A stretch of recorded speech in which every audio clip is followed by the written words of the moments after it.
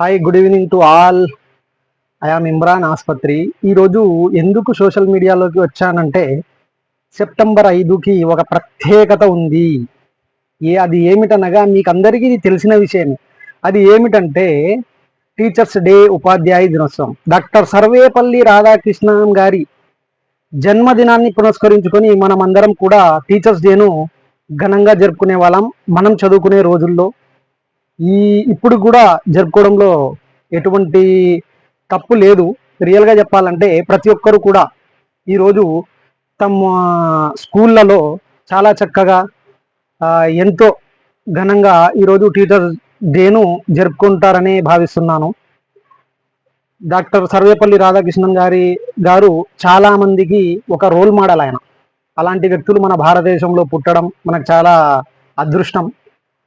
వారి యొక్క మేధాశక్తిని కూడా వారు చాలా విధంగా మన భారతదేశానికి అందించారు. ఇంకో విషయం చెప్పాలి, గురువు లేని విద్య గుడ్డి విద్య. ఇది అందరికీ తెలుసు. ఈ విషయంని, ఈ మాటల్ని మీరు వినే ఉంటారు.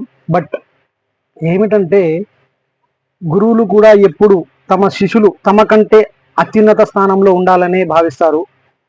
అదేవిధంగా నాకు చదువు చెప్పిన గురువులందరికీ ఈరోజు నా హృదయపూర్వకంగా టీచర్స్ డే, ఉపాధ్యాయ దినోత్సవం శుభాకాంక్షలు. అదేవిధంగా భారతదేశంలో ఉన్న ప్రతి ఒక్క గురువుకి అందరికి కూడా నా తరపున టీచర్స్ డే శుభాకాంక్షలను తెలియజేస్తున్నాను. ఈరోజు నేను ఈ వీడియో తీస్తున్నాను, మాట్లాడుతున్నాను అంటే దానికి కారణం చదువు.